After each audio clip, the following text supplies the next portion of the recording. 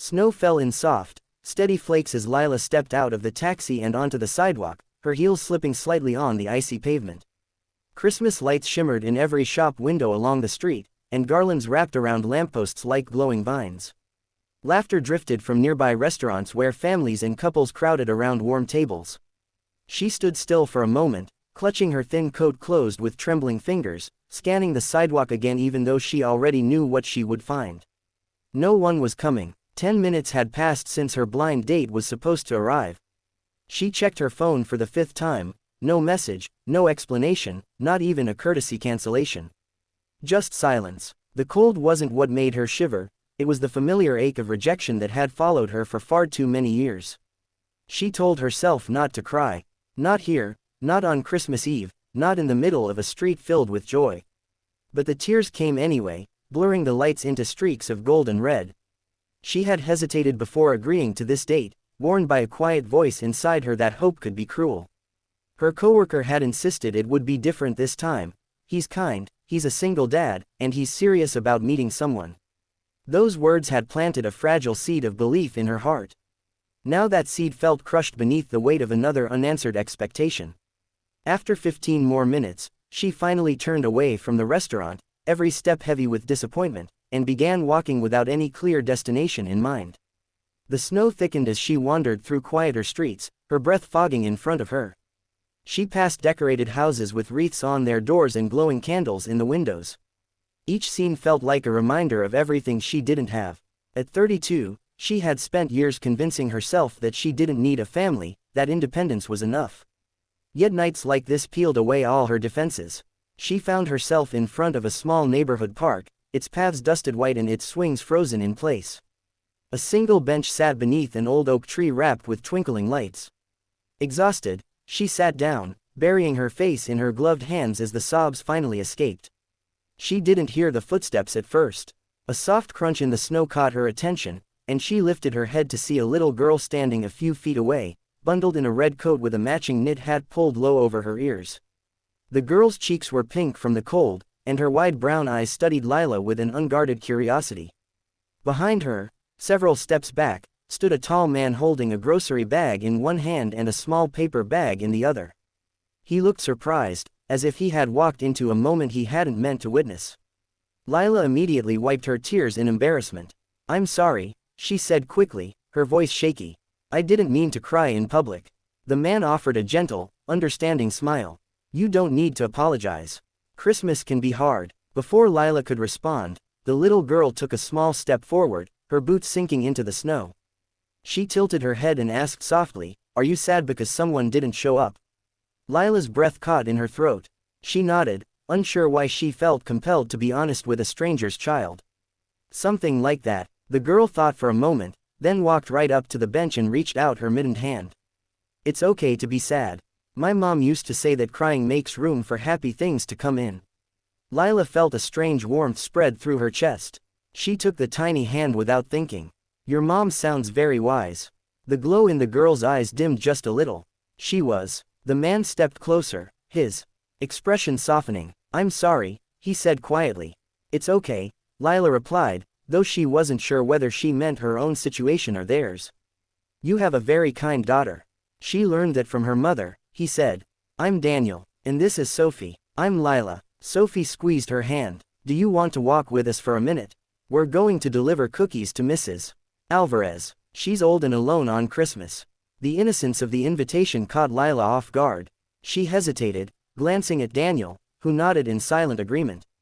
Something about their gentle presence felt like an anchor in the swirling storm of her emotions. "I'd really like that," she said.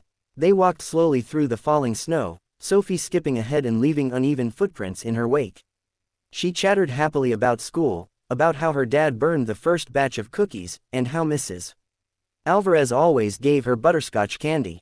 Lila found herself laughing softly, surprised by how easily the sound came after so many tears. When they reached a small brick house at the corner, Daniel handed Sophie the paper bag, and she ran to the door to deliver it. Through the frosted window, Lila saw the warm yellow light spill out and two silhouettes embrace. Something tightened in her chest again, but this time it wasn't pain, it was longing. As they walked back toward the park, Sophie slowed her steps until she was walking beside Lila again. She looked up with an expression that was suddenly serious. "Sometimes," she said carefully, "I forget what my mom's voice sounds like. And that makes me scared." Lila swallowed hard. She knelt in the snow so she was at the child's level. Loving someone doesn't disappear just because you can't remember every detail. It stays in your heart. Sophie considered this, then nodded as if it made perfect sense. They continued walking, the three of them falling into a quiet, comfortable rhythm. When they reached the edge of the park again, Daniel cleared his throat.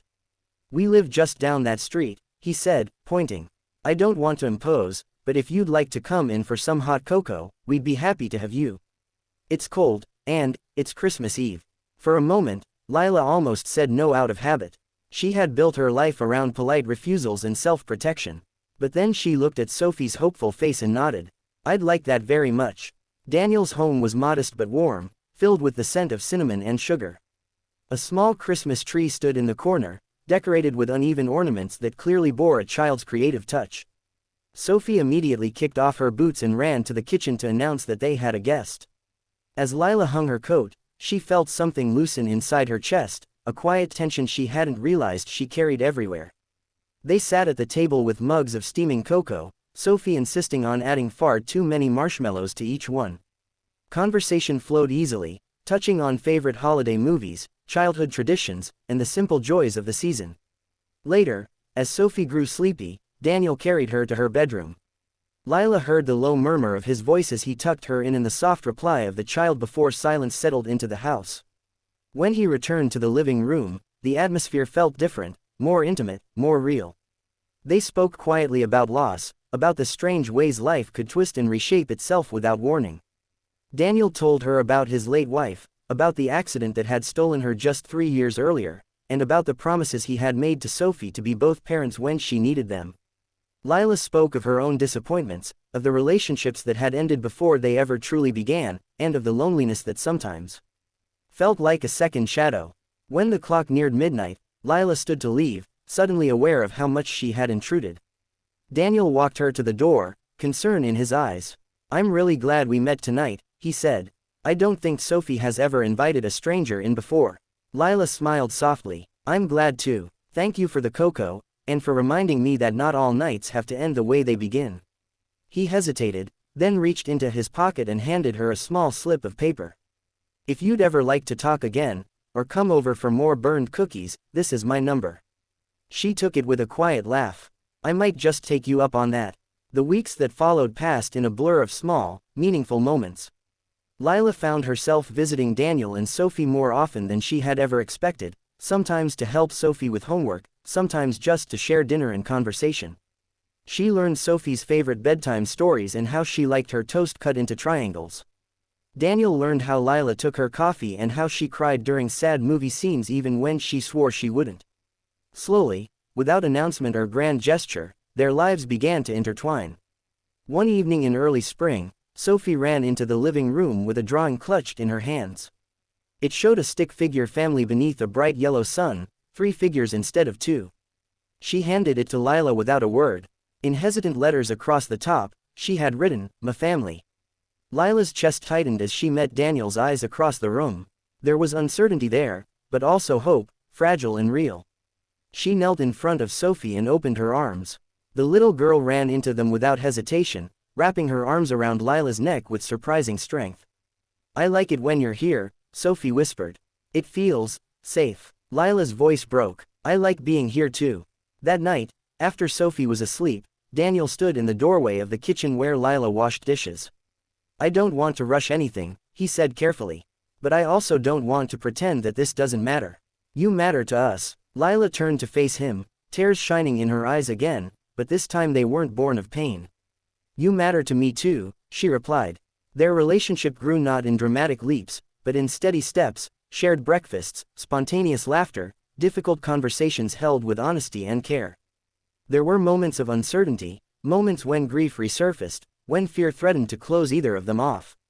But each time, Sophie seemed to be the bridge between them, reminding them that love did not replace what had been lost, it expanded what remained.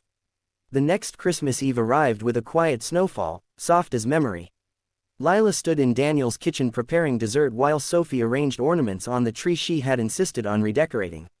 The house buzzed with gentle warmth, the kind that sank into bones and stayed there.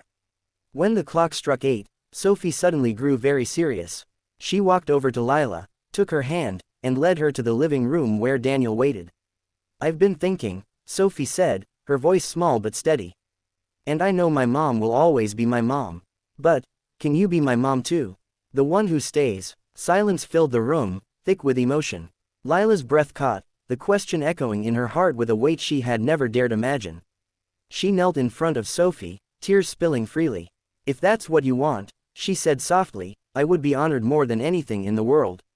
Sophie threw her arms around her, laughing and crying at the same time. Daniel knelt beside them, wrapping both of them in his embrace.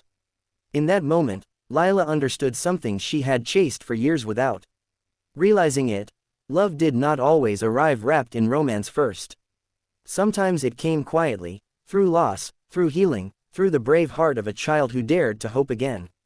Later that night, as they sat together on the couch watching snow fall outside the window, Lila rested her head on Daniel's shoulder, Sophie curled up asleep between them.